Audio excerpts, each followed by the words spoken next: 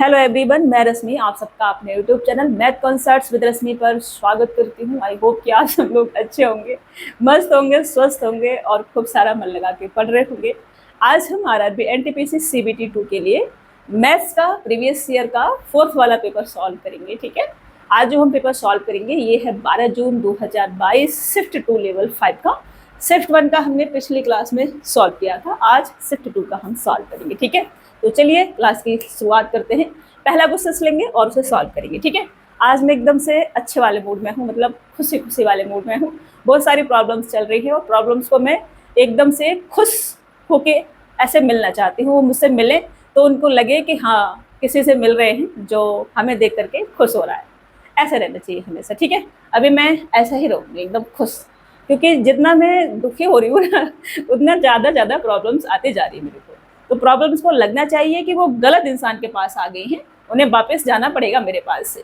तो इसलिए हमेशा खुश रहने का, ठीक है, जीवन में अपने मनपसंद का एक कोई काम करते रहने का, जैसे कि मैं कर रही हूँ। ये मेरे को पढ़ाना बहुत अच्छा लगता है, सुकून मिलता है, खुशी मिलती है। तो जीवन में अपने मनपसंद का एक काम हमेशा रखना है, उसके साथ साथ जीवन जीने के लिए बाकी काम करते रहने हैं। ठीक है, चलिए क्वेश्चन पढ़ती हूँ मैं और से सॉल्व करती हूँ। ये sine 2x equal to cos 60 degree cos 30 degree plus का साइन 60 डिग्री साइन 30 डिग्री है, तो निम्नलिखित में से 10x प्लस का sec x का संभावित मान क्या होगा, ये हमसे पूछा जा रहा है। तो जब मैं आपको ट्रिग्नोमेट्री करा रही थी तब मैंने आपको फॉर्मूले कुछ लिखवाए थे, एक बार मैं आपको याद करा देती हूँ।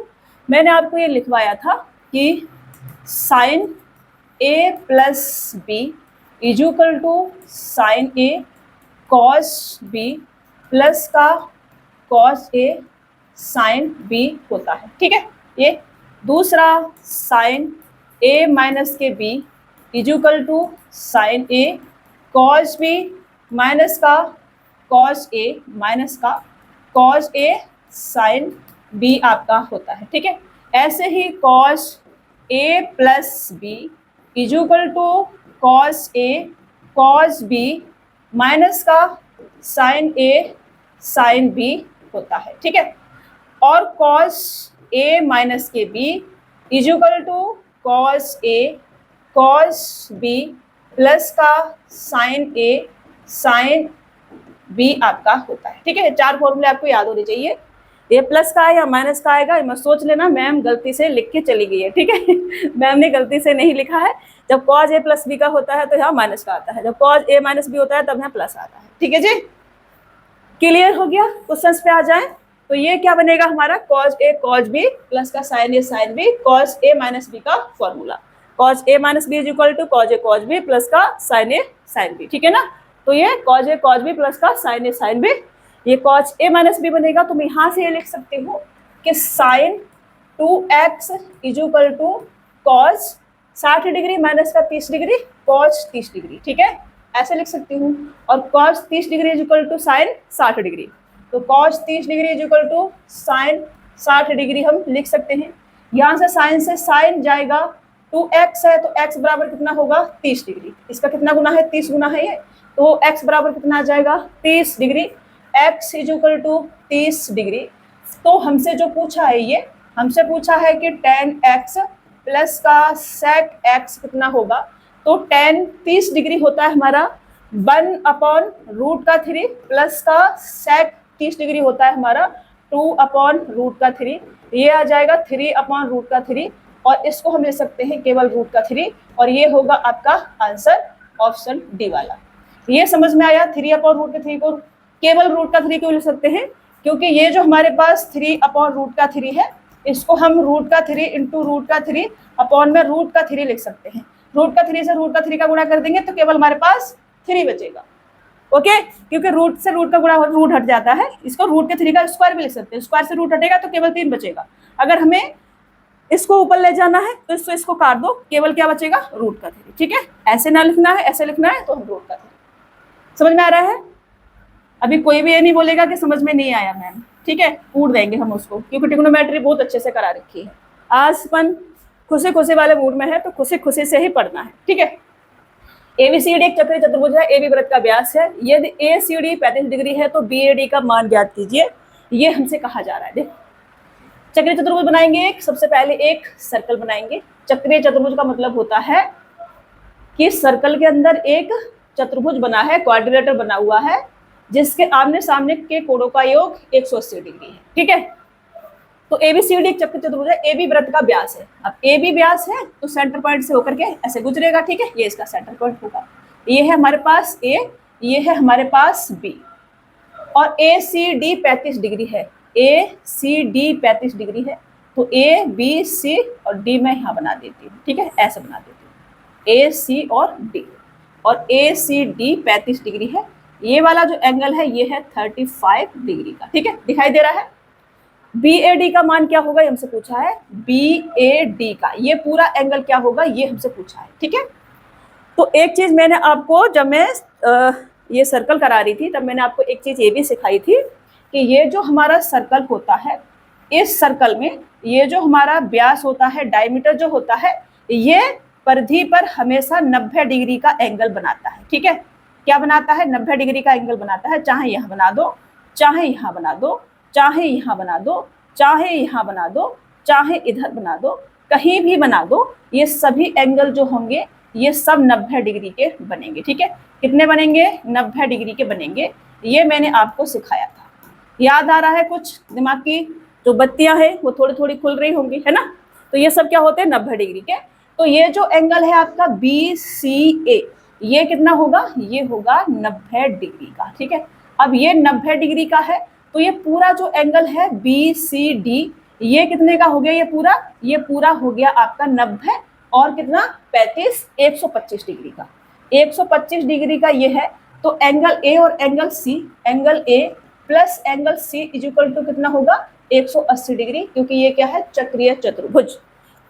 तो ये 125 डिग्री का है अगर C, तो एंगल A कितना आ जाएगा, 180 डिग्री। 180 डिग्री माइनस का 125 degree is equal to 55 degree, और ये आपका आंसर होगा। मेरे से यही वाला पूछा था, BAD, angle BAD is equal to 55 degree. Option B क्या होगा आपका राइट आंसर। समझ में नहीं आया हो तो मैं एक बार और समझाती हूँ। ये जो आपका सर्कल है, इसके अंदर हम एक चतुर्भुज बना दें कोई भी। ठीक है, इसको भूल जाओ, अलग से सिखा रही हूँ मैं आपको। ये मैंने एक क्वाड्रिलेटर बना दिया, ये A है, ये B है, ये C है और ये D है। ठीक है, ये चक्रीय चतुर्भुज है। तो angle A plus angle C is equal to कितना होगा, angle A plus angle C is equal to angle B plus का angle D is equal to 180 degree होगा। ठीक है, कितना होगा, 180 डिग्री होगा। मान लो ये सर्कल का सेंटर पॉइंट है और मैं इसको ऐसे ऐसे मिला दूं, ऐसे ऐसे मिला दूं, और ये मैंने O मान लिया। क्या मान लिया, O मान लिया। तो इसमें आपका AO इंटू का CO is equal to BO into का DO भी होगा। ठीक है ना, ये भी आपने क्या करना है, याद रखना है। अगर बिकड़, ये जो बिकड़ बनाए हैं मैंने इसके क्वाड्रिलेटर के, चतुर्भुज के, ये अगर 90 डिग्री पर काटते होंगे तो AC इंटू का BD, AC इंटू का BD बराबर AB इंटू का CD प्लस का BC इंटू का AD भी आपका होगा। ठीक है, ये भी आपने याद रखना है। जब ये विकर्ण 90 डिग्री पर एक दूसरे को काटेंगे तो AC इंटू का BD is equal to AB into का CD प्लस का BC इंटू का AD भी होगा। कभी पूछ लिया जाएगा तो याद रखना इसको। ठीक है, ये जो मैंने अलग से चीजें बताई हैं ये आपने पता होना चाहिए। वैसे मैं जब आपको ये करा रही थी तो उसमें मैंने बहुत अच्छे से कराया है। A और B एक साथ एक कार्य को 48 दिनों में कर सकते हैं, जबकि B अकेला उस कार्य को 60 दिनों में कर सकता है। दोनों एक साथ काम करना प्रारंभ करते हैं, लेकिन B कार्य खत्म होने से 15 दिन पहले कार्य छोड़ देता है। A और B ने मिलकर कितने दिनों तक कार्य किया है ये हमसे कहा जा रहा है। A प्लस B दोनों मिलकर के 48 दिन में कार्य खत्म कर सकते हैं। B अकेला 60 दिनों में कार्य खत्म कर सकता है। दोनों एक साथ काम करना प्रारंभ करते हैं। B कार्य खत्म होने से 15 दिन पहले भाग जाता है और A और B ने कितने दिनों तक मिलकर काम किया है ये हमसे पूछा है। ठीक है, देखो अच्छा सा क्वेश्चन है, सॉल्व करेंगे। इधर आएंगे, A और B मिलकर करते हैं तो 48 दिन में काम को खत्म कर देते हैं। B अकेला करता है तो 60 दिन में काम को खत्म कर देता है। तो टोटल जो वर्क होगा वो कितना आ जाएगा, इनका एलसीएम वो होगा 240। मतलब इफिशियंसी की बात करें तो A और B की इफिशियंसी 5 आ जाएगी और केवल B की इफिशियंसी 6 24 4 आ जाएगी। ठीक है, मतलब B अकेला एक दिन में 4 काम करता है और ए अकेला एक दिन में एक काम करेगा, क्योंकि ए और बी की इफिशियंसी 5 है, लेकिन अलग से निकालने की जरूरत नहीं है हमको, ठीक है। अब हमसे कहा जा रहा है कि टोटल काम खत्म होने से 15 दिन पहले बी क्या करता है, कार्य को छोड़ देता है। तो मैं ये कह रही हूँ कि बी अगर 15 दिन पहले कार्य को नहीं छोड़ता, 15 दिन और कार्य करता, तो काम जो है कितने दिन तक, मतलब कितना काम और करता 15 दिन में, तो ये 15 चौका 60 काम और करता, ठीक है। 60 वर्क ए और करता, तो ये 60 वर्क ए को नहीं करना पड़ता, अब किसको करना पड़ा होगा, ए को करना पड़ा होगा। तो टोटल वर्क यहाँ पे कितना हो जाएगा, 60 और ऐड कर देंगे तो 300 हो जाएगा टोटल वर्क। अब ये जो 300 टोटल वर्क आया है, ये आप ए प्लस बी से करवा लो। इससे करवाओगे कितना गुना है, 60 गुना। तो 60 दिन में टोटल काम जो है खत्म हो गया होगा, ठीक है ना। लेकिन हमसे पूछा है कि बी ने कितने दिन तक काम किया है, मतलब ए प्लस बी ने कितने दिन तक काम किया है। तो ए प्लस बी ने कितने दिन तक साथ में काम किया होगा, 60 माइनस का 15 इज इक्वल टू 45 दिन तक। ओके जी, तो ये आपका आंसर होगा। 45 डेज तक ए प्लस बी ने साथ में काम किया है। उसके बाद बी भाई साहब एकदम से फरार हो गए ए को छोड़ छाड़ के क्योंकि उन्हें लगा कि ए की हेल्प नहीं करनी चाहिए। आजकल लोग बहुत मतलबी हो गए हैं, जब तक उन्हें लगता है कि इंसान हमारे मतलब का है तब तक वो उसके साथ रहते हैं, जैसे ही उन्हें लगता है कि हमारे मतलब का नहीं रहा वैसे ही निकल लेते हैं। तो ऐसा आपने नहीं बनना है, ठीक है। आपने अच्छा इंसान बनना है, हमेशा जरूरतमंद लोगों का साथ देना है। जिस टाइम में आपके साथ कोई भी व्यक्ति है उसको जरूरत है आपके साथ की, तो उसके साथ खड़े रहना है, ठीक है। ये इंसानियत का एक छोटा सा परिचय होता है कि जरूरतमंदों की हेल्प करना या उनके साथ रहना। ए 75% कार्य को 30 दिनों में कर सकता है, जबकि बी उसी कार्य का 50% 18 दिनों में कर सकता है।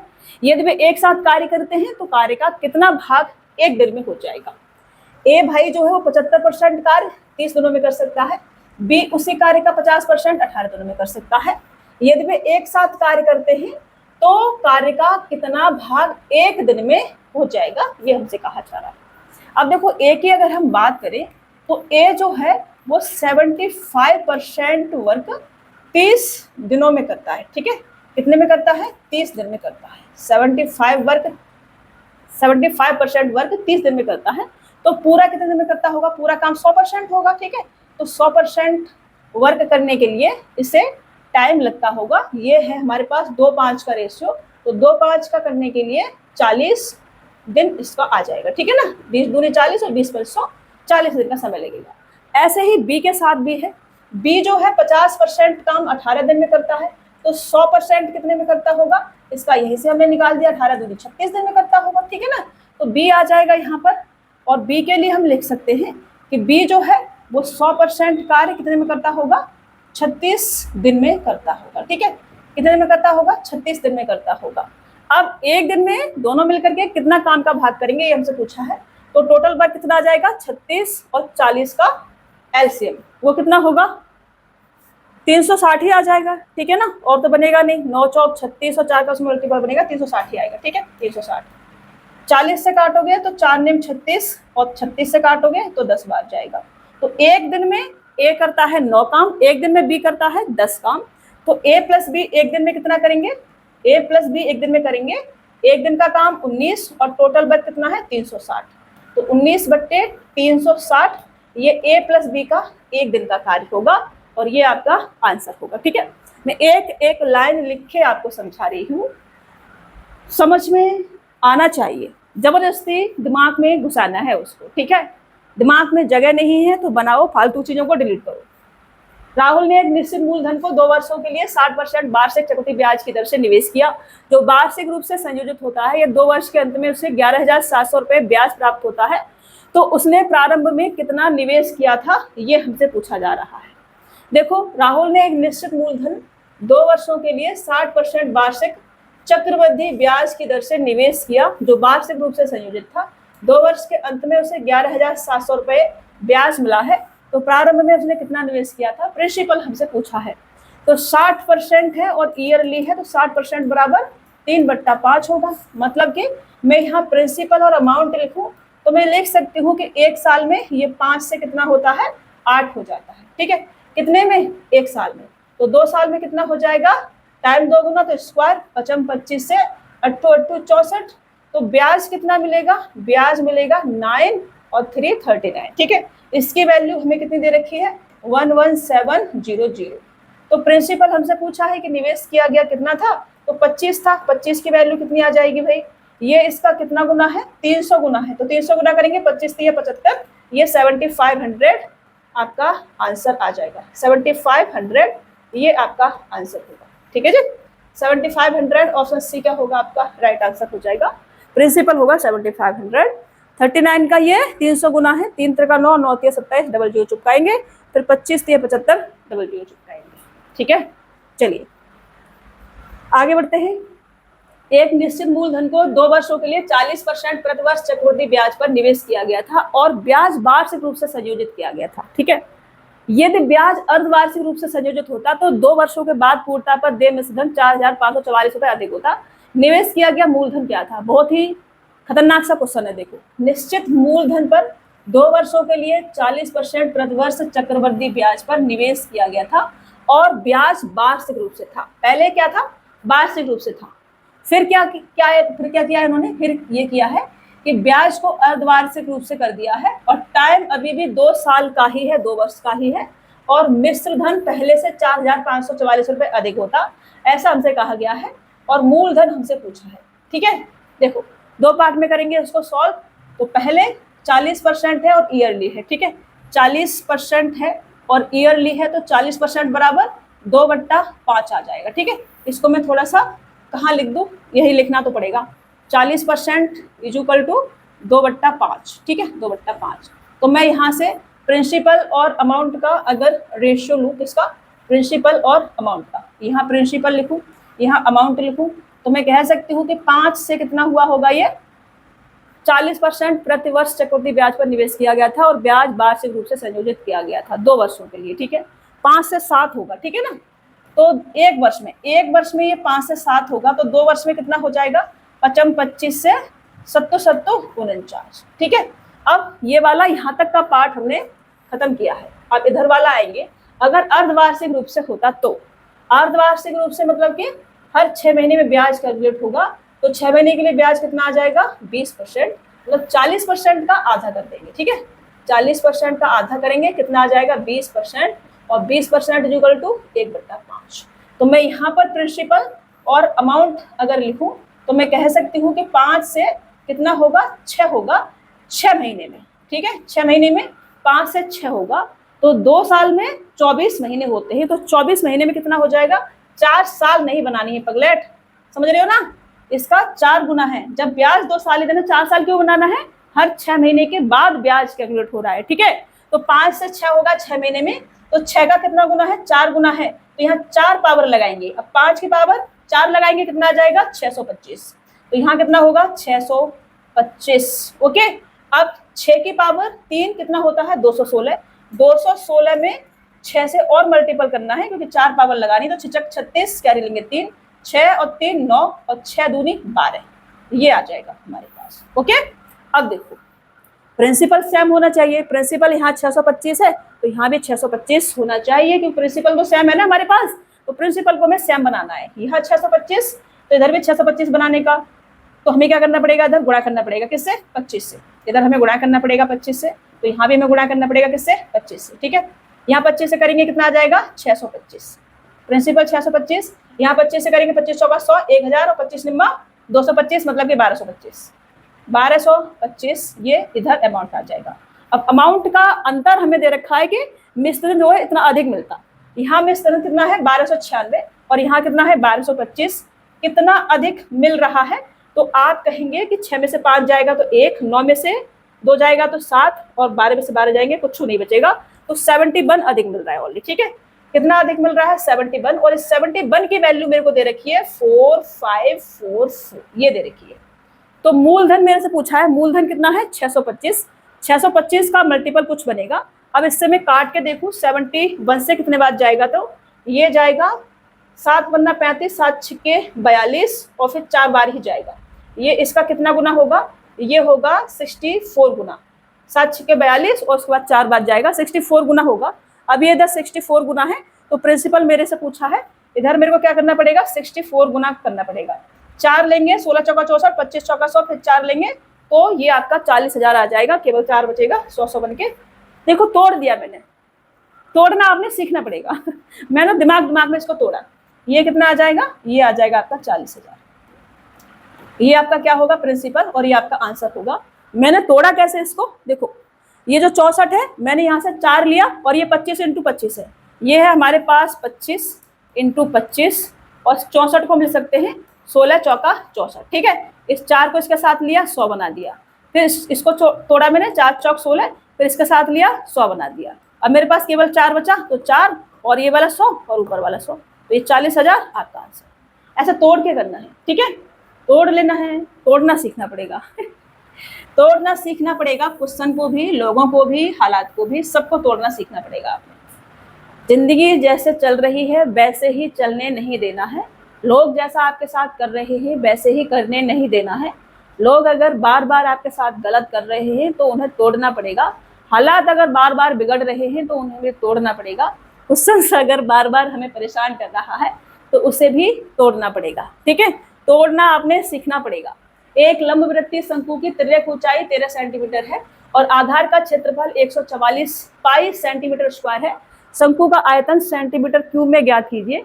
ये हमसे कहा जा रहा है। एक लंबवृत्तीय शंकु है, ये मैंने इधर बना दिया और इसकी तिर्यक ऊंचाई 13 सेंटीमीटर है। आधार का क्षेत्रफल 144 पाई सेंटीमीटर है। अब आधार का क्षेत्रफल क्या होगा, पाई आर स्क्वायर। पाई की जगह पाई है तो आर स्क्वायर, मतलब रेडियस हमारे पास 12 सेंटीमीटर होगी, ठीक है ना। ये 13 सेंटीमीटर तो ये 12 सेंटीमीटर, 12 का स्क्वायर है ना, तो पाई आर स्क्वायर में 12 सेंटीमीटर। तो ये जो हाइट होगी ये कितनी आ जाएगी, ये 5 12 13 की ट्रिपलेट है तो ये 5 आ जाएगी। अब हमसे क्या पूछा है, आयतन पूछा है बाबा, आयतन।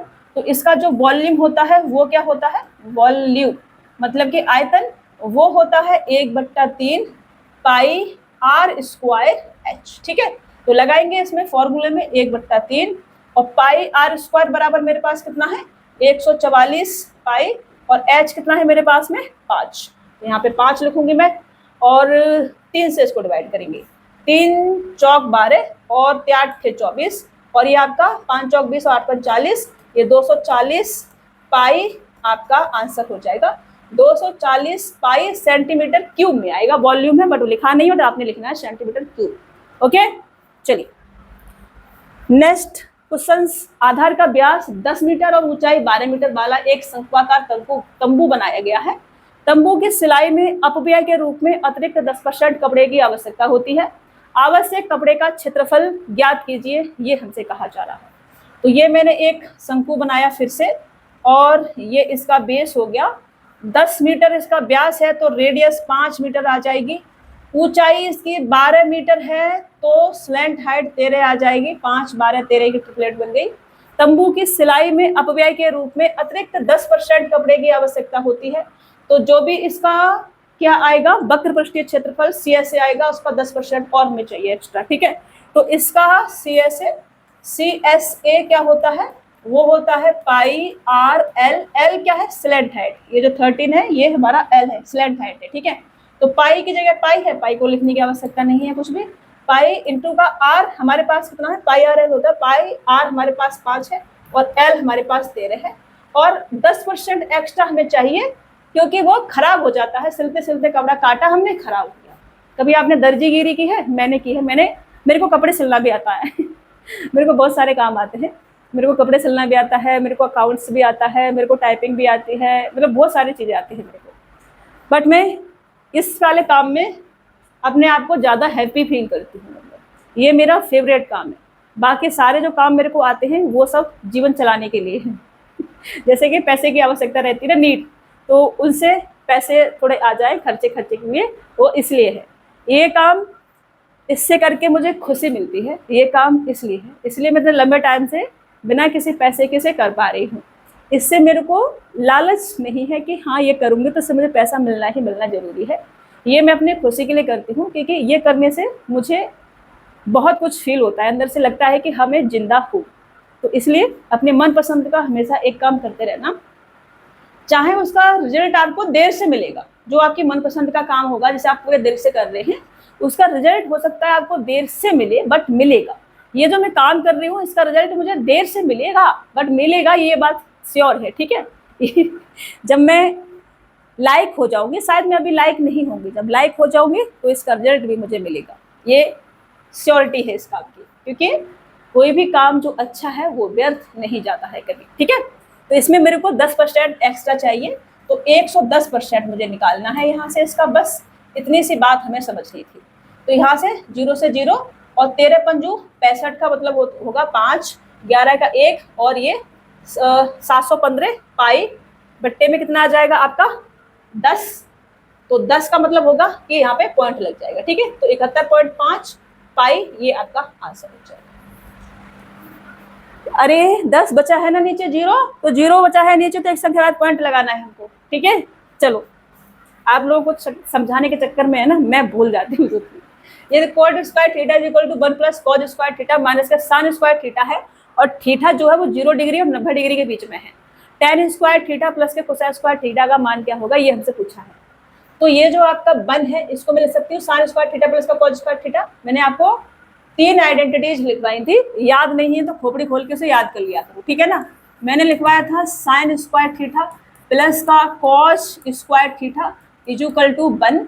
नेक्स्ट मैंने लिखवाया था आपको कि सेक स्क्वायर थीटा, अगली जो आइडेंटिटीज थी वो मैंने लिखवाई थी कि sec square theta is equal to 1 plus का टेन स्क्वायर थीटा, और एक और मैंने लिखवाई थी cosec square theta is equal to 1 plus का कॉट स्क्वायर थीटा। ये आपको तीनों आइडेंटिटीज पता होनी चाहिए, ठीक है। ये जो 2 है इसको हम ऐसे भी लिख सकते हैं कि सेक स्क्वायर थीटा माइनस का tan square theta is equal to 1, और इसको हम कोसेक स्क्वायर थीटा माइनस का cot square theta is equal to 1 ऐसे भी लिख सकते हैं, ओके। तो ये भी आपने याद रखनी है। इधर आएंगे तो मैं यहाँ से कॉट स्क्वायर थीटा, इस 1 को मैं साइन स्क्वायर थीटा प्लस का कॉट स्क्वायर थीटा लिख सकती हूँ, तो साइन से साइन चला जाएगा और मेरे पास बचेगा कॉट स्क्वायर थीटा। लिख देती हूँ पूरा, ठीक है, आपकी अंतरात्मा रोती रहेंगी। 1 को मैं लिखूंगी साइन स्क्वायर थीटा प्लस का कॉज स्क्वायर थीटा, उसके बाद प्लस का कॉज स्क्वायर थीटा माइनस का साइन स्क्वायर थीटा, ओके। अभी अंतरात्मा शांत है आपकी, तो साइन स्क्वायर से साइन स्क्वायर चला जाएगा और ये 2 कॉज स्क्वायर थीटा बचेगा। कॉट को क्या लिख सकती हूँ मैं, कॉट को लिख सकती हूँ कॉज स्क्वायर थीटा बट्टे sine square theta is equal to 2 cos square theta. तो यहाँ से कॉज से कॉज चला जाएगा और मैं यहाँ से लिख सकती हूँ कि sine square theta is equal to 1/2। तो sine square theta is equal to 1/2 है, इसका मतलब ये क्या है, ये है साइन स्क्वायर 45 डिग्री, क्योंकि 45 डिग्री की वैल्यू क्या होती है, साइन 45 डिग्री की 1/√2 स्क्वायर करेंगे तो रूट हट जाएगा, 1/2 बचेगा, ठीक है। तो यहाँ से थीटा कितना आ जाएगा, थीटा आ जाएगा 45 डिग्री। अब मेरे से क्या पूछा है, टेन स्क्वायर थीटा, मेरे से पूछा है टेन स्क्वायर थीटा प्लस के cosec square theta is equal to tan 45 degree 1 होता है 1 का स्क्वायर प्लस का कोसेक स्क्वायर 45 डिग्री रूट का 2 होता है तो रूट के 2 का स्क्वायर इज इक्वल टू 3 आ जाएगा, और ये 3 आपका आंसर बा होगा ऑप्शन डी। समझ में आया? नहीं समझ में आया तो अपन कुछ नहीं कर सकता। अपन ने समझाया था जब ट्रिग्नोमेट्री हम करा रहे थे, आपको बहुत अच्छे से कराया है, अभी भी बहुत अच्छे से समझाया है अपन ने। फिर भी मैं आपसे कह रही हूँ कि कोई भी चीज़ समझ में नहीं आए तो क्या करना है, टेलीग्राम डाउट ग्रुप में जाना है जो रेलवे वाले स्टूडेंट के लिए बना हुआ है, वहाँ आप क्वेश्चन को पूछ सकते हैं, ठीक है। चलिए, अरे यार ले लिया क्वेश्चन तो मैंने। एक आयताकार भूखंड की लंबाई और चौड़ाई क्रमशः 10.5 मीटर और 8 मीटर है। संपूर्ण भूखंड में 15.25 रुपए प्रति वर्ग मीटर की दर से घास बिछाने की कुल लागत ज्ञात कीजिए, ये हमसे कहा जा रहा है। तो आयताकार कोई भूखंड है, ठीक है जी, ये मैंने बना दिया, और ये है 10.5 मीटर का लंबाई और चौड़ाई है 8 मीटर की। तो इसमें मुझे बिछानी है क्या, घास, और इसमें जब हम घास बिछाएंगे तो हमें क्या चाहिए, इसका एरिया चाहिए बाबा, और इसके एरिया क्या होता है, एरिया इसका होगा लंबाई इंटू का चौड़ाई, इट मीन्स 10.5 इंटू का 8। अब टोटल खर्चा जो आएगा वो कितना आएगा, बिछाने की कुल लागत, अब देखो 15.25 रुपए प्रति वर्ग मीटर की दर से बिछाया गया है, तो टोटल खर्चा आ जाएगा 15.25 से इसमें क्या करेंगे, गुणा कर देंगे, ठीक है। अब गुणा करोगे तो क्या करें, करना पड़ेगा भाई, इधर पॉइंट हटाएंगे और 2 जीरो चिपकाएंगे, इधर पॉइंट हटाएंगे और 1 जीरो और चिपकाएंगे, इधर चिपका लेते हैं। ठीक है, अब 25 से काट दूं, 25 से काटेंगे तो 25 छिक्के 150, 25 से 25, 25 चौका 100, फिर उसके बाद 4 दूनी 8 और उसके बाद 2 पंजे 10 और 5 से 5 दूनी और 5 एकन 5, तो लास्ट में 1 आएगा और 1 ही दे रखा है, ऑप्शन 1281 आपका राइट आंसर होगा। ठीक है, चलिए समझ में आ गया। कैलकुलेशन थी, कुछ नहीं था सवाल में, ओनली कैलकुलेशन थी, लल्लू लल्लू वाला सवाल था ये। एक ठोस अर्धगोले का संपूर्ण पृष्ठीय क्षेत्रफल 1848 सेंटीमीटर स्क्वायर है, अर्धगोले के समतल पृष्ठ के व्यास की लंबाई कितनी है, ये हमसे कहा जा रहा है। तो ये मैंने एक अर्धगोला बनाया और ये इसका सेंटर पॉइंट, ये इसकी रेडियस होगी। ठीक है, तो इसका संपूर्ण पृष्ठीय क्षेत्रफल, इसका वॉल्यूम, सारे फॉर्मूले लिखवा देती हूँ। एक तो मैंने कई बार लिखवा दिए हैं ना, तो मैं भी थक गई हूँ सच में लिखवाते। मुझे लगता है आपको याद हो जाने चाहिए, बट आप हो मजबूर इंसान, क्या करें। CSA मतलब के कर्व सरफेस एरिया, वक्र पृष्ठीय क्षेत्रफल, वो होगा 2 पाई r स्क्वायर। TSA मतलब के टोटल सरफेस एरिया, वो होगा संपूर्ण पृष्ठीय क्षेत्रफल, वो होगा 3 पाई r स्क्वायर। ठीक है, ये 3 फॉर्मूले आपको इसमें रटे होने चाहिए। हमसे संपूर्ण पृष्ठीय क्षेत्रफल TSA मतलब कि 3 पाई की वैल्यू यूज कर सकते हैं हम 22/7, 3 pi r square is equal to कितना दे रखा है हमें, 1848 दे रखा है। व्यास हमसे पूछा है, व्यास क्या होता है 2r, व्यास मतलब कि डायमीटर, और व्यास होता है हमारे पास 2r मतलब r का डबल। ये यहाँ से centre point, radius centre point से इधर मिला देंगे, पूरा व्यास हो जाएगा। ठीक है, यहाँ से मुझे रेडियस पता करनी है। 11 दूनी 22, 11 से काटोगे 11 एकन 11 या 7 बचेगा, फिर 11 छिक्के 66, फिर 11 8 88, फिर 3 दूनी 6 और 6 दूनी 12 और 6 सत्ते 42, 6 अट्ठे 48। ठीक है, ये फिर r स्क्वायर बराबर 7 चौक 28, 4 और 7, r बराबर कितना आ जाएगा, 7 दूनी 14, r बराबर आ जाएगा हमारे पास 14। तो 2r व्यास होता है, 2r बराबर कितना आ जाएगा, 2r बराबर आ जाएगा 14 इंटू का 2 इज इक्वल टू 28, 14 दूनी 28, 28 सेंटीमीटर व्यास होगा। ऑप्शन सी आपका राइट आंसर हो जाएगा। अभी देखो दिमाग में कैलकुलेशन करना है, सीखना है, मैं करती हूँ ना। मैंने देखो r स्क्वायर बराबर मैंने 28 इंटू 7 नहीं लिखा, ये एक लाइन जो हम लिखते हैं उसमें टाइम खराब होता है, उसे मैंने दिमाग में ही कैलकुलेट किया। कैसे, मैंने यहाँ से तोड़ा 7 इंटू 4, 7 चौक 28 है, और यहाँ से 7 जाएगा तो 4 इंटू 7 इंटू 7 बनेगा, तो 4 का मतलब होगा 2 बाहर निकलेगा स्क्वायर रूट से, अब स्क्वायर हटेगा तो रूट में जाएगा, और 7 इंटू 7 का मतलब है कि 7 बाहर निकलेगा, तो 2 इंटू 7 7 दूनी 14, तो r बराबर 14, 2r बराबर 28। दिमाग में कैलकुलेशन करनी है। ये जो मैं दिमाग में कैलकुलेशन करती रहती हूँ ना, ये दिखाने के लिए नहीं है, ये आपको सिखाने के लिए है कि आप भी ऐसे सीखें मुझे देख देख के। एक वस्तु को 1729 रुपए में बेचने पर रोहिणी को 30% की हानि हुई, 16% का लाभ अर्जित करने के लिए उसे वस्तु को किस मूल्य पर बेचना होगा। सबसे लल्लूएस्ट क्वेश्चन है, 2900, 1729, 30% की हानि हुई है और 16% का लाभ चाहिए, तो 16% चाहिए, 70% की वैल्यू है, इसे आपने करना है सॉल्व। ठीक है, आंसर मैं बता देती हूँ 2865.20, ऑप्शन सी आपका राइट आंसर होगा। कैलकुलेशन करनी है आपने इसके, क्योंकि इतना लल्लूएस्ट क्वेश्चन मुझसे सॉल्व मत करवाना। देखो, एक वर्ग का परिमाप सेंटीमीटर में ज्ञात करें जिसका क्षेत्रफल एक समचतुर्भुज जिसके विकर्णों की माप 8 सेंटीमीटर और 16 सेंटीमीटर है के क्षेत्रफल के बराबर है। अयोरी मम्मा एक वर्ग का परिमाप हमसे पूछा है और जिसका क्षेत्रफल मतलब वर्ग का जो क्षेत्रफल है वो समचतुर्भुज के क्षेत्रफल के बराबर है। ठीक है ना, तो समचतुर्भुज का क्षेत्रफल क्या होता है, ये है हमारे पास में समचतुर्भुज। ठीक है, ये क्या है, समचतुर्भुज। इसकी सभी भुजाएं कैसे होती हैं, बराबर बराबर होती हैं, बट बराबर तो स्क्वायर में भी होती हैं, बट स्क्वायर में क्या होता है, आमने सामने के कोणों का योग 90 डिग्री होता है, इसमें ऐसा नहीं होता है। ठीक है, मतलब कि आमने सामने कोणों का योग हर एंगल 90 डिग्री का होता है, मैंने भी गलत बता दिया। स्क्वायर में क्या होता है, ये आपका स्क्वायर हो गया, हर एंगल क्या है 90 डिग्री का होता है, इसमें सब साइड बराबर बराबर होती है, ये भी ए और ये भी ए और ये भी ए और ये भी ए, इसमें भी सब साइड बराबर बराबर होती है। ठीक है, कुछ भी मान लो, इसको एक्स मान लो या ए मान लो, कुछ भी मान लो। ठीक है, मैं ए ही मान लेती हूँ। तो इसका जो एरिया होता है वो होता है, ये विकर्ण हो गया, इसको मैं D1 मान लूँ और इसको मैं D2 मान लूँ। ठीक है, तो इसका अगर मैं एरिया की बात करूँ तो इसका जो एरिया होता है वो होता है 1/2 इंटू का D1 इंटू का D2। इसके जो एंगल होते हैं वो हर एंगल 90 डिग्री का होता है। इसमें ऐसा नहीं होता है कि हर एंगल 90 डिग्री का हो, ठीक है। तो इसका जो एरिया होगा, इसका एरिया होता है केवल ए स्क्वायर, ठीक है। इसके एरिया की बात करें तो इसका एरिया होता है ए स्क्वायर, मतलब साइड के स्क्वायर के बराबर।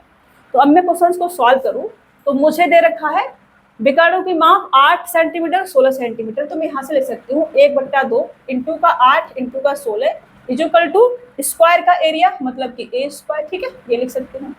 तो इससे इसको काटू में 4 बार जाएगा, 16 चौका 64, ए बराबर कितना आ जाएगा 8। ए बराबर 8 है तो मेरे से परिमाप पूछा है वर्ग का, वर्ग का परिमाप कितना होता है 4a, 4a बराबर 8 चौक 32, ये आपका आंसर हो जाएगा 32। ऑप्शन डी आपका राइट आंसर होगा 32 सेंटीमीटर परिमाप, ठीक है।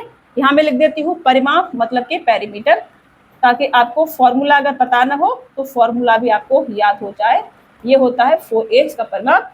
आपने यहाँ खड़े हैं, यहाँ से चलना शुरू किया, यहाँ गए, फिर यहाँ गए, फिर यहाँ गए, फिर लौट के यहीं आ गए, चारों साइड को घूम घाम के आ गए तो 4a, ठीक है।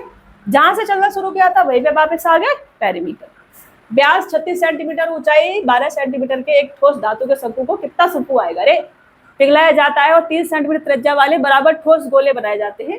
ऐसे कितने गोले बनाए जा सकते हैं, ये हमसे कहा जा रहा है। शंकु है ना, अच्छे से करके जाना, एक शंकु हो गया, एक सिलेंडर हो गया, ये है ना आना ही आना, ये फिक्स है। ये हर सेट में आपको क्वेश्चन देखने को मिलेगा शंकु का या सिलेंडर का। तो देखो हमसे क्या पूछा है, फिर से पढ़ूंगी मैं।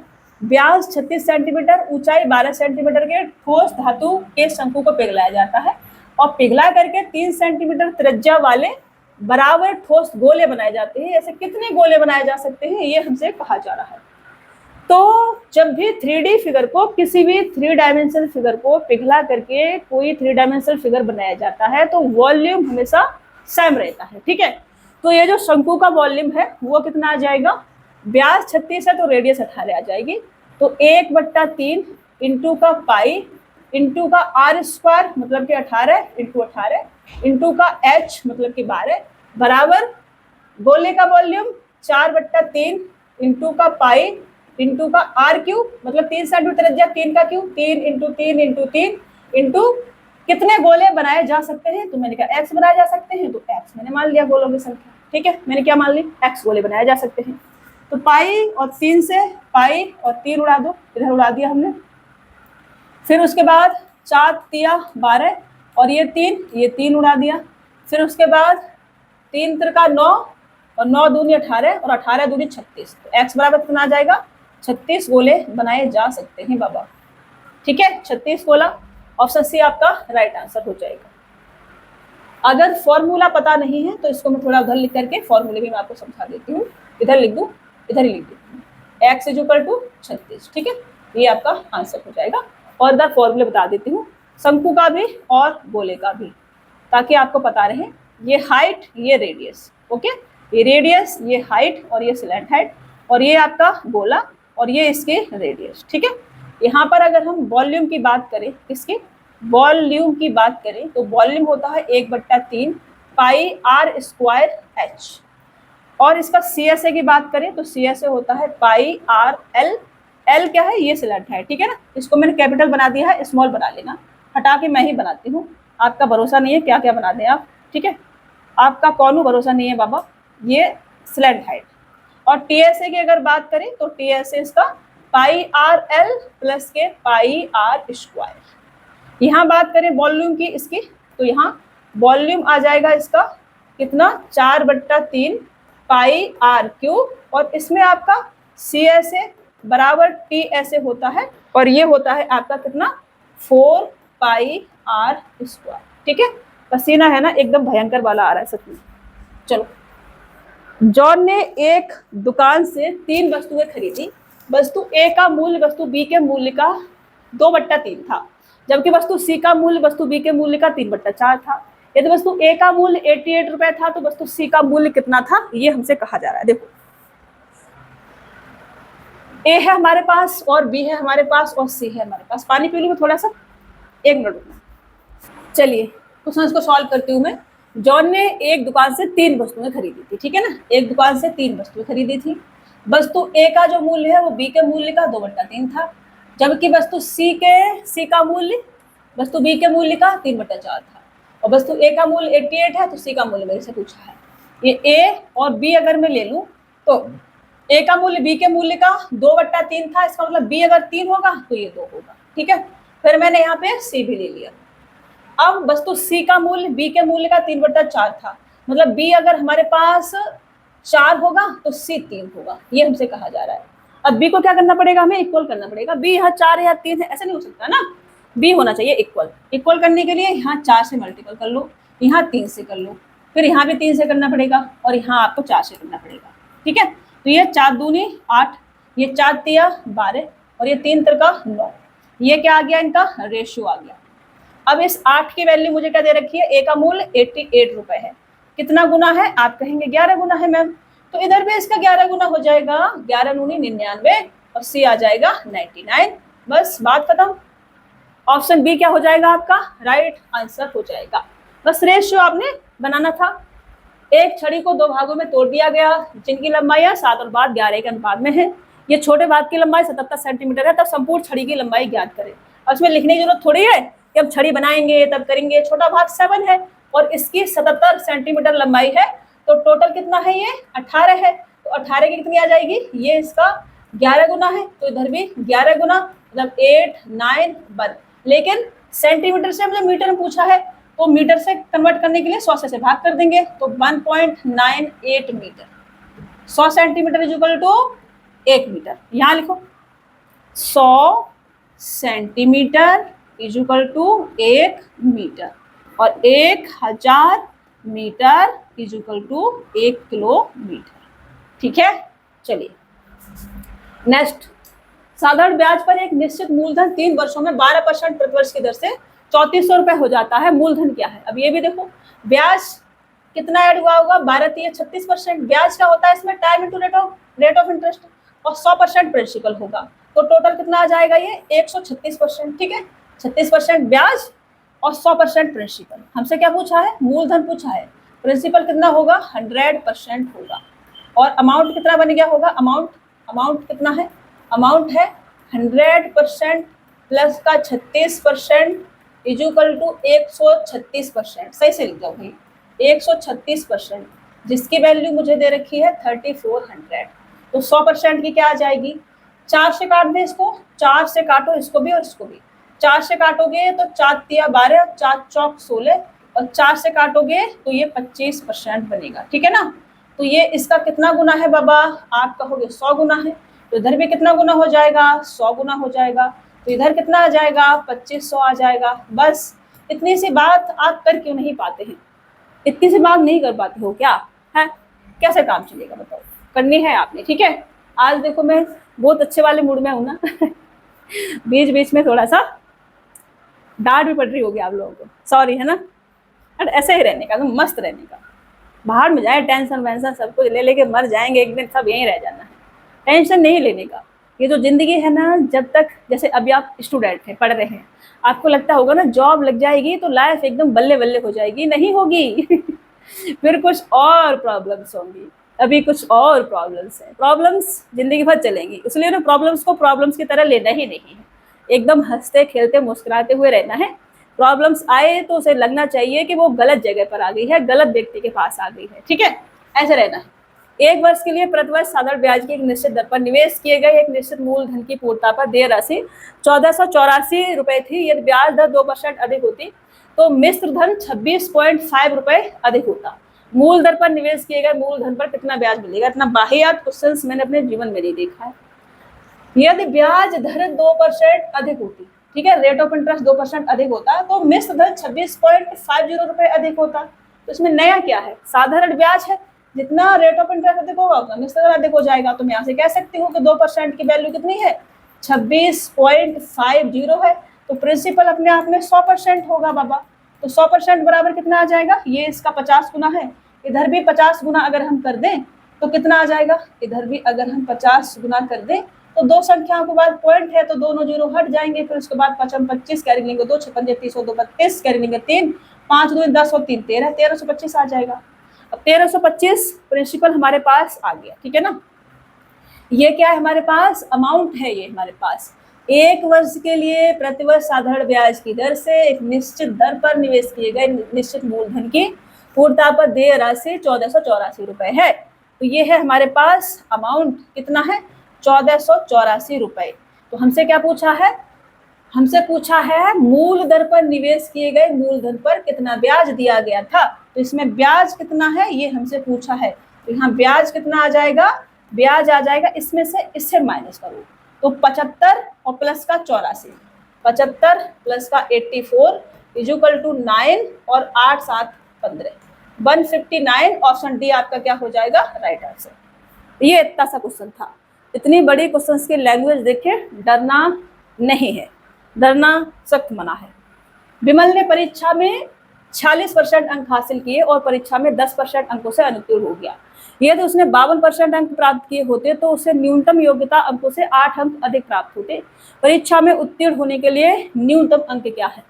तो इसमें क्या करना है, 46% 52% का डिफरेंस कितना आ जाएगा आपका, 6%। ठीक है, 6% इज इक्वल टू कम और ज्यादा, 10 अंक से अनुत्तीर्ण हो गया और 8 अंक ज्यादा लाया, मतलब कि 18।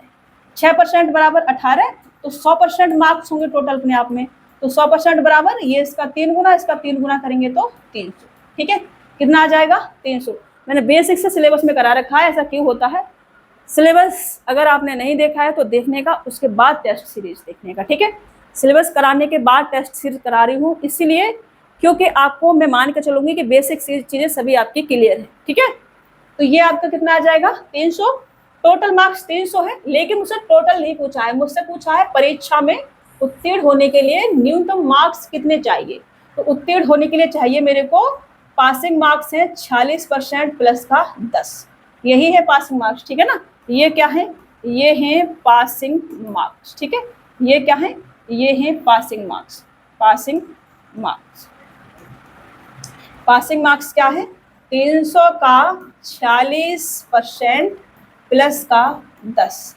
तो 300 का 46%, 0 से 0, 4 12, 120, 6 18, 138 और 10 और ऐड करेंगे तो 148। ये आपका आंसर हो जाएगा 148 पासिंग मार्क्स। ऑप्शन सी आपका राइट आंसर हो जाएगा। पासिंग मार्क्स हमसे पूछे थे। ठीक है, चलो, किसी संख्या का 29.5% 0.59 है, वो संख्या क्या है। ऐसे घटिया घटिया क्वेश्चंस देखो मेंस में पूछते हैं ये लोग। संख्या मैंने x मान ली, x का 29.5%। अब देखो इसको हटा के को 0 चिपकाएंगे, बराबर 59.00 नीचे चिपकाएंगे पॉइंट हटा के। ये पॉइंट हटा के हमने यहाँ 0 चिपकाया है। ठीक है, अभी देखो यहाँ से क्या करेंगे, 2 0 से 2 0 उड़ा देंगे। उसके बाद 5 25 और 9 पंजे 45, उसका 5 दूनी 10, x is equal to 2। This is answer. क्या है ये, आंसर है। ठीक है, ऑप्शन बी आपका राइट आंसर हो जाएगा। सिर्फ कैलकुलेशन थी। सुनिधि की पिछले 12 महीने के दौरान प्रति महीने औसत आय 6250 रुपए थी। पहले 10 महीनों के दौरान उसकी प्रति महीने औसत आय 5800 रुपए थी। पिछले 2 महीनों की अवधि के दौरान, पिछले 2 महीनों की अवधि के दौरान सुनिधि की प्रति महीने औसत आय कितनी है, ये हमसे पूछा है।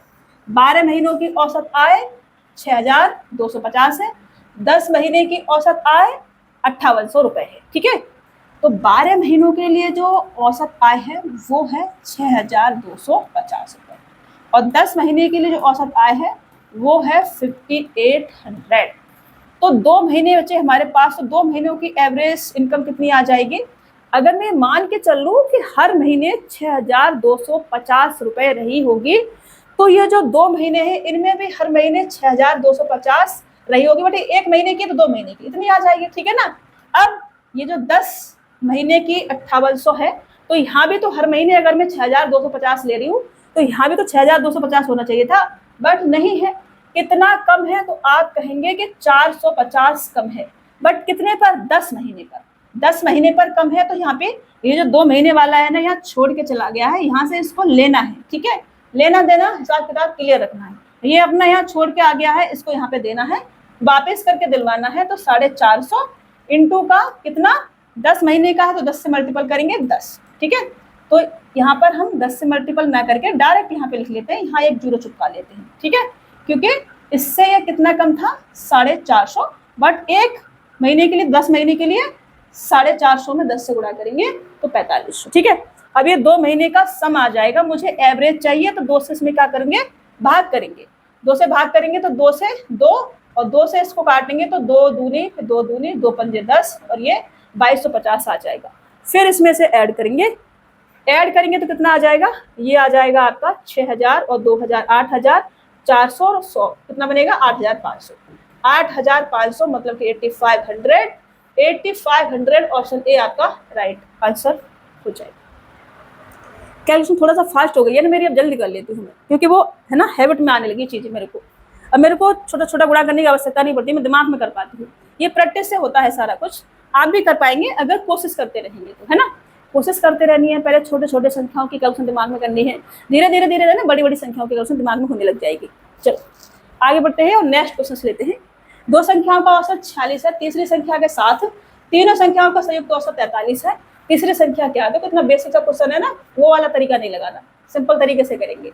2 संख्याओं का औसत 46 है तो सम कितना आ जाएगा 92, ठीक है ना। और 3 संख्याओं का, 2 संख्या मैंने ए बी मान ली, ए बी का सम 92 और ए बी सी 3 संख्याएं मान ली मैंने, उनका सम 3 संख्याओं का औसत कितना है 43 है, तो सम कितना आ जाएगा 3 त्रिका 9 4 तिया 12, ये आ जाएगा सम, ठीक है ना।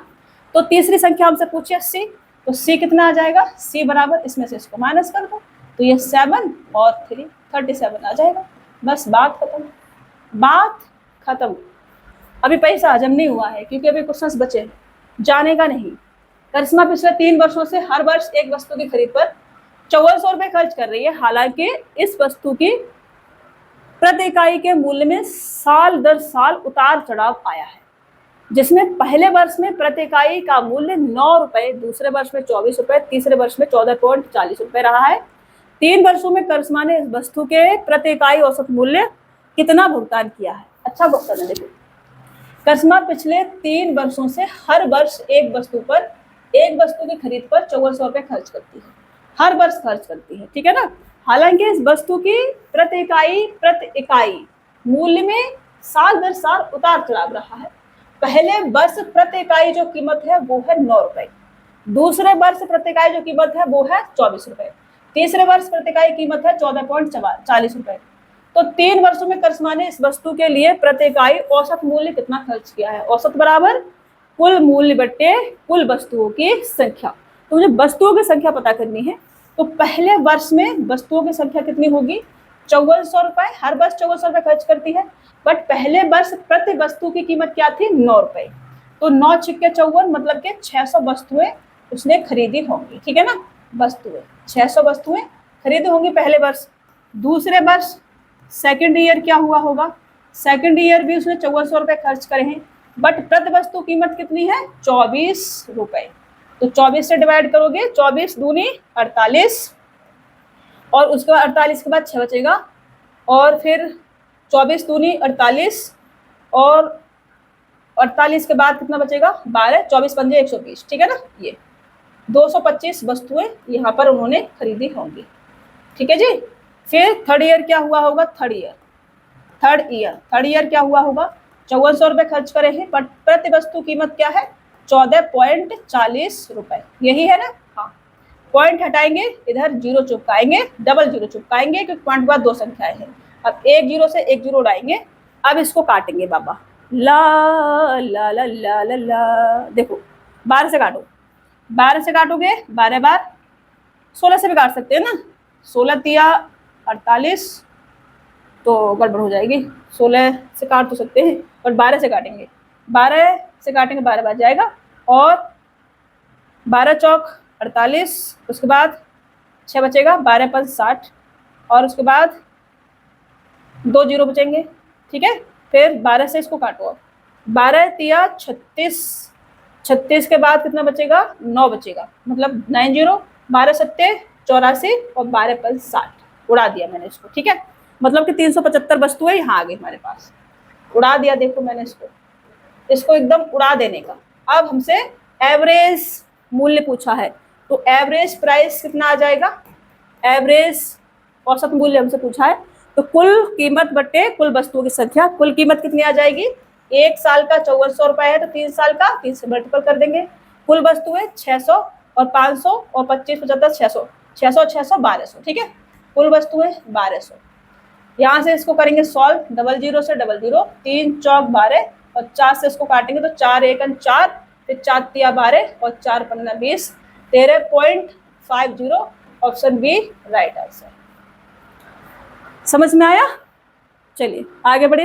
नेक्स्ट क्वेश्चन कुछ नहीं था, बस हमें वस्तुओं की संख्या निकालनी थी, क्योंकि हमें औसत मूल्य चाहिए था। अब औसत मूल्य बराबर कुल कीमत बट्टे कुल वस्तुओं की संख्या चाहिए थी, तो वस्तुएं निकालना कंपलसरी था, तो इसलिए हमने यहाँ से पता किया, ठीक है। चलिए, एक व्यक्ति 3 मिनट में 825 मीटर चलता है, उसकी गति किलोमीटर प्रति घंटा बताई है। प्रैक्टिस करनी है आपने इस क्वेश्चन की, और जो क्वेश्चन मैं प्रैक्टिस में देती हूँ वो कर लिया करो, ठीक है। चाल बराबर दूरी बट्टे समय वाला फॉर्मूला इसमें चिपका देना है।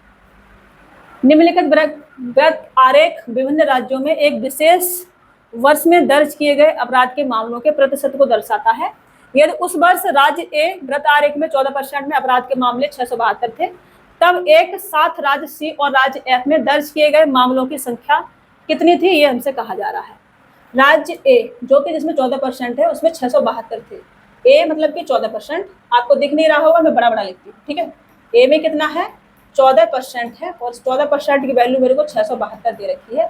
तो राज्य सी और एफ में एक साथ हमसे पूछे हैं, सी में है 12 और एफ में है 30, दोनों को मिलाएंगे, सी प्लस एफ को मिलाएंगे तो ये आ जाएगा आपका 42%। तो 42% बराबर 14 तिया 42, 3 गुना करेंगे, 3 दूनी 6, 7 तिया 21 और 6 तिया 18 और 2 कितना होगा 20, 2016। ऑप्शन सी आपका राइट आंसर हो जाएगा, ठीक है। आसान था ये तो, एकदम आसान था ये। 15 2 7 8 11 5 14 की माध्यिका क्या है, मीडियन। सबसे लल्लूएस्ट क्वेश्चन है, प्रैक्टिस में करेंगे इसको, ठीक है। बहुत बार करा चुकी हूँ, ऐसे पुत्तु बुद्धू सवाल मेरे से मत कर पाए करो, ठीक है। आंसर मैं बता देता हूँ। कितने टर्म्स है, 1 2 3 4 5 6 7 है, तो 3 छोड़ेंगे हम, तो 1 हो गया, उसके बाद 2 हो गया, उसके बाद 3 हो गया, उसके बाद चौथा वाला होगा। ऑप्शन सी आपका राइट आंसर होगा। जब ऑड टर्म होते हैं तो मिडिल वाला टर्म आंसर होता है, इवन होते हैं जब इवन टर्म्स होते हैं तो मिडिल के 2 टर्म्स का एवरेज मीडियन होता है, ठीक है। चलिए, रामकृष्ण एक संख्या p के 3/4 गुने से दूसरी संख्या q के 2/3 गुने को घटाता है। रामकृष्ण कोई भैया है, p के 3/4 गुने से दूसरी संख्या q के 2/3 गुने को घटाता है और अंतर के रूप में 5/8 प्राप्त करता है। रामकृष्ण को उत्तर के रूप में कितना प्राप्त कितना प्राप्त करना चाहिए, ये जो है p के 9 गुने से q के 8 गुने को घटा देता है। तो ये है हमारे पास एक राम कृष्ण भैया जी, और ये क्या करते हैं, ये संख्या p के 3/4 से संख्या q के 2/3 को घटाते हैं, तो आंसर के रूप में इनको 5/8 प्राप्त होता है, ठीक है। p के 9 गुने से q के 8 गुने को घटाएंगे तो कितना प्राप्त होगा, ये हमसे पूछा है। तो यहाँ से हम लेंगे एलसीएम, 4 तिया 12 आ जाएगा, फिर 4 तिया 12 का 3 त्रिका 9p आ जाएगा, माइनस का 3 चौक 12, 4 दूनी 8 q आ जाएगा, बराबर 5/8 आ जाएगा, ठीक है। यहाँ से 4 तिया 12 और 4 दूनी 8, इसको बराबर ले जाएं तो 3 इधर ले जाएं, 5 तिया 15/2 आ जाएगा। मतलब मैं यहाँ से ये लिख सकती हूँ कि 9p माइनस का 8q इज इक्वल टू 15/2। और मेरे से यही पूछा है कि p के 9 गुने से q के 8 गुने को घटाने से, तो p के 9 गुने से q के 8 गुने को घटाने से 15/2 हमें प्राप्त होता है। चले आगे बढ़े, चलना नहीं है कहीं भी, यहीं रहना है। ये 27 इंटू इसको करना है आपने प्रैक्टिस में, ये आपका 56 का स्क्वायर बाहर निकलेगा, बाकी आप करेंगे, ठीक है। आंसर मुझे पता नहीं है, देख लेना सॉल्व करके, इसको मैं कराऊंगा। क्वेश्चन कह रहा है निम्नलिखित में से कौन सा विकल्प निकटतम अनुमानित मान है जो निम्नलिखित समीकरण में प्रश्नवाचक चिन्ह के स्थान पर आएगा। देखो, अब मेरे को निकटतम अनुमानित मान चाहिए, निकटतम, ठीक है ना, तो मैं निकटतम ले लूं। ये जो 9.99 है इसको मैं 10 लिख सकती हूँ, और जो 3.001 है इसको 3 लिख सकती हूँ, माइनस का 5.001 है इसको 5 लिख सकती हूँ, 2.999 को मैं 3 लिख सकती हूँ, प्लस का 4.997 को 5 लिख सकती हूँ। बस मैंने ये भी लिख लिया, निकटतम चाहिए तो ऑप्शन दूर है हमारे, ठीक है। पहले उसने बोल रखा है, तो 10 का क्यूब करेंगे 1000, 5 का क्यूब करेंगे 125, प्लस के 5 इज इक्वल टू 120, मुझे माइनस करना है तो 880, ये आपका राइट आंसर हो जाएगा 880। ऑप्शन ए आपका क्या होगा आंसर। इतना आसान था, देखो ये भी प्रैक्टिस में करना है आपने, इतना लल्लू सवाल है। देखो ये सब किसमें पूछे गए हैं, CBT 2 में पूछे गए हैं, बट अच्छे सवाल भी हैं।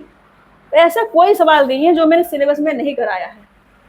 2 अंकों की एक धनात्मक संख्या ऐसी होती है कि उनके अंकों का गुणनफल 24 है। जब संख्या में 18 जोड़ा जाता है तो अंकों का परस्पर स्थान बदल जाता है। दी गई संख्या को पूर्ण वर्ग बनाने के लिए उसमें से कौन सी न्यूनतम धनात्मक संख्या घटाई जानी चाहिए। अब देखो एक्स मैक्स नहीं मानना है, मुझे दे रखा है कि 2 अंकों की एक धनात्मक संख्या ऐसी है कि अंकों का गुणनफल 24 है। ठीक है, तो बस यहीं से शुरू हो जाओ। 2 अंकों की संख्या जिसके अंकों का गुणनफल 24 है। अब देखो 1 और 24 तो नहीं लिख सकते, 3 हो जाएंगे अंक। 2 और 12 नहीं लिख सकते, 3 हो जाएंगे। 3 और 8 लिख सकते हैं, 3 और 8 लिख सकते हैं। 8 तिया 24 और 8 और 3 भी लिख सकते हैं, 8 तिया 24। उसके बाद 4 छिक्का 24, तो 4 और 6 लिख सकते हैं, और 6 और 4 भी लिख सकते हैं। उसके बाद कुछ नहीं बनेगा, 5 के साथ नहीं बनेगा, 5 से गणित नहीं है। 6 मैंने ले लिया, 7 के साथ नहीं बनेगा, 8 मैंने ले लिया, 9 के साथ भी नहीं बनेगा, फिर दो डिजिट की संख्या आ जाएगी, तो खल्लास बस। अब यहाँ से चेक करना है, 2 तो अंकों का परस्पर स्थान बदल जाता है जब संख्या में 18 जोड़ दिया जाता है। जब संख्या में 18 जोड़ दिया जाता है तो स्थान क्या है, बदल जाता है। क्या मैं इसमें 18 जोड़ दूं तो स्थान बदल जाएगा, 83 होगा क्या ये 83 बनेगा, नहीं बनेगा। क्या मैं इसमें 18 जोड़ दूं तो क्या ये 38 बनेगा, ज्यादा बनेगा, कम बनने की कोई संभावना नहीं। क्या मैं इसमें 18 जोड़ दूं तो क्या ये 64 बनेगा, यस बनेगा। 8 और 6 14 के 4 कैरी लेंगे, 5 और 1 6, ये बनेगा। तो संख्या क्या होगी हमारे पास 46 होगी। ठीक है, तो संख्या हमें क्या मिली, संख्या मिली हमें 46। अब आगे हमसे कहा गया है दी गई संख्या को पूर्ण वर्ग बनाने के लिए उसमें से कौन सी न्यूनतम धनात्मक संख्या घटाई जानी चाहिए। तो पूर्ण वर्ग बनाना है, इसके नियर बाय में किसका वर्ग आता है, 6 का स्क्वायर आता है 36, और 36 बनाने के लिए 10 माइनस कर दो, 36 हो जाएगा, और ये आपका आंसर होगा। माइनस क्या किया है हमने, 10। तो 10 ऑप्शन डी, ये हमसे पूछा था कि कौन सी संख्या घटाई जानी चाहिए। ठीक है, चलिए नियर बाई स्क्वायर इसका 6 का स्क्वायर 36 रहेगा, क्योंकि घटाने का पूछा था, ऐड करने का पूछते तो 49 पे ले जाते हम। हमसे घटाने का पूछा है, घटाई जानी चाहिए, ये भी ध्यान रखना, ऐड करके 49 मत बना देना।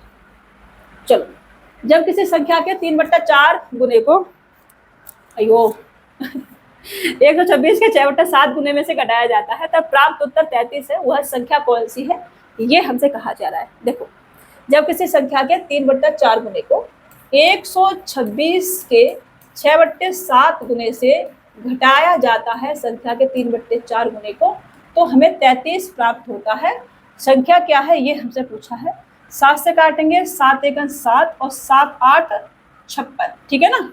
और 18 छिक्के कितना आ जाएगा, 108। 18 × 5 = 90, 18 छिक्के 108, माइनस के कितना 33 इधर ले आओ, और इक्वल टू 3x/4, 3x/4। यहाँ से माइनस करेंगे तो 5 आ जाएगा, 7। 75 का मतलब होगा 3 से काटेंगे तो, 3 से 75 को काटेंगे तो कितना आ जाएगा, 25 × 75 और 25 × 100। x इक्वल टू कितना आ जाएगा, 100। दिस इज x की वैल्यू। देखो ऐसा दिमाग में करने का फटाफट, अब एक लाइन लिखने में टाइम खराब होता है, दिमाग में कर लिया, 100 लिख दिया। पेन की इंक भी बचेगी और टाइम भी बचेगा, दिमाग में करना सीखना है। ठीक है, चलो आगे बढ़ेंगे, नेक्स्ट क्वेश्चन देखते हैं। निम्नलिखित में से कौन सी संख्या 9 से विभाज्य नहीं है। 9 से विभाज्य नहीं है, ढूंढनी है आपने, ये मैं नहीं करूंगी, ठीक है ना, आपने ढूंढनी है। आंसर नहीं बताऊंगी, आप ही करना। 9 से विभाज्यता का नियम कहता है कि संख्या के जो डिजिट है उनका सम 9 से डिवाइड होना चाहिए। ठीक है, तो आप कर करके देखना। जब किसी संख्या के 1/3 में 5 जोड़ा जाता है तब योगफल 59 होता है। संख्या क्या है, इसको भी आप प्रैक्टिस में करेंगे। ये छोटे छोटे क्वेश्चंस प्रैक्टिस में करने का। ठीक है, चलो 24 और 18 के लघुत्तर समावर्त और महत्तम समावर्त में अंतर क्या है। 24 और 18, इसका मैं एलसीएम लूं, एलसीएम तो कितना आ जाएगा, 24 × 3 = 72, दोनों से कटेगा तो 72 आ जाएगा। और एचसीएफ लूं तो कितना आ जाएगा, एचसीएफ लूं तो 6 × 3 = 18 और 6 × 24, ठीक है ना। देखो ऐसे नहीं कर पा रहे हैं तो ऐसे करना है, मैंने तो ले लिया, ठीक है, ऐसे करना है। ये क्या है 6 चौक 24, एक कॉमन संख्या ले लो, और ये क्या है 6 तिया 18, ठीक है। तो एलसीएम क्या आ जाएगा आपका 6, और एलसीएम 6 तो रहेगा, साथ में 4 और 2 का 3, कॉमन दोनों जैसे लेना है, तो 6 चौक 24 तिया 72, 72 एलसीएम और 6 क्या आ जाएगा आपका एलसीएम, ठीक है। अब अंतर हमसे पूछा है, दोनों का डिफरेंस पूछा है, तो इसमें से इसको घटाएंगे तो 66, ये आपका आंसर होगा। 66 ऑप्शन डी आपका राइट आंसर हो जाएगा। अच्छा क्वेश्चन नहीं था, मतलब आसान था, अच्छा नहीं था। दो संख्याओं का लघुत्तम समावर्त उनके महत्तम समावर्तक का 35 गुना है। एलसीएम और एचसीएफ 238 का अंतर है एलसीएम और एचसीएफ में, ये दोनों संख्याओं में 14 का अंतर है, तो संख्याओं का योग क्या है। ये मैंने लिखा एलसीएम, ये मैंने लिखा एचसीएफ, 1:35 का है। अंतर अगर मैं इनका लूँ डिफरेंस तो कितने का आ जाएगा 34, और इस 34 की वैल्यू मुझे 238 दे रखी है। ये मेरे को कहा गया है कि एलसीएम और एचसीएफ में अंतर 238 का है, तो मैंने अंतर लिया उसके बराबर रख दिया, ठीक है ना। तो एक की वैल्यू कितनी आ जाएगी, एक की आ जाएगी कितनी 7 21 और 4 7 28, 7 आ जाएगी, एक की 7 है, इसका मतलब एचसीएफ कितना आ जाएगा 7 आ जाएगा, ठीक है। एचसीएफ हमारे पास 7 आ गया, तो एचसीएफ से संख्याओं का योग भी डिवाइड होता है, संख्याओं का अंतर भी डिवाइड होता है। मेरे से संख्याओं का योग पूछा है, तो 7 से जो संख्या डिवाइड हो जाएगी वही आंसर होगा, ऑप्शन ए आपका राइट आंसर हो जाएगा। 7 के अलावा कोई और संख्या डिवाइड नहीं हो रही है। ऐसा नहीं होगा कि 2 ऑप्शन ऐसे दे दिए, अगर 2 ऑप्शन ऐसे नहीं देंगे क्योंकि उन्हें पता है एचसीएफ से योग जो है डिवाइड होगा, फिर दोनों आंसर हो जाएंगे ना, ऐसा थोड़ी है, वो पागल थोड़ी एग्जामिनर, समझ रहे हो। एचसीएफ से संख्याओं का योग डिवाइड होता है, तो एग्जामिनर 2 ऑप्शन ऐसे क्वेश्चन में नहीं देगा, ठीक है, क्योंकि फिर दोनों आंसर हो जाएंगे बाबू। रमन प्रतिदिन आहा, ये तो बहुत खतरनाक क्वेश्चन है, लास्ट क्वेश्चन है आज का, ठीक है, ये है आज का लास्ट वाला क्वेश्चन, और ये सच में बहुत खतरनाक क्वेश्चन है, मतलब क्या क्वेश्चन इसमें बहुत भयंकर वाली है, क्वेश्चन तो वैसा नहीं है। घर से करके लाओगे, कल करा दूं चलो आज नहीं कराऊंगी मैं। देखो, रमन प्रतिदिन पूर्व 7:40 पर घर से निकलता है, सुबह में 7:40 पर, और सुबह ही 9:46 पर दफ्तर पहुंच जाता है। एक दिन वह पूर्व 7:40 बजे अपने घर से निकला है, लेकिन एक चौथाई दूरी सामान्य गति के 6/7 भाग से और शेष दूरी सामान्य गति के 6/5 भाग से तय करता है। रमन उस दिन कितने बजे दफ्तर पहुंचा है, ये हमसे कहा जा रहा है। अच्छा क्वेश्चन है, ध्यान से समझना है, कैलकुलेटिव है, अच्छा कुछ नहीं है। तो 7:40 AM पर घर से निकला, और ये 9:46 AM पर पहुंचा, ठीक है। तो टोटल टाइम 2 घंटा 6 मिनट, यहाँ से यहाँ तक का टोटल टाइम 2 घंटा प्लस का 6 मिनट, ठीक है। इक्वल टू में से 126 मिनट लिख सकती हूँ, ठीक है। अगर मैं इसे मिनट में कन्वर्ट कर लूँ तो केवल 126 मिनट लिख सकती हूँ।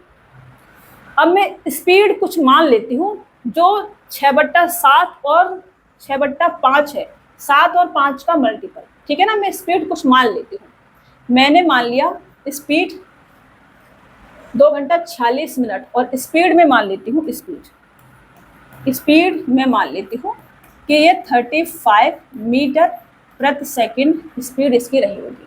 अब टाइम मिनट में है तो मुझे सेकंड में चाहिए, क्योंकि दूरी मुझे चाहिए, ठीक है ना, दूरी निकालनी पड़ेगी, तो इसमें मैं 60 से गुणा कर लेती हूँ, सेकंड में कर लेती हूँ टाइम, फिर मेरे को डिस्टेंस पता चल जाएगी।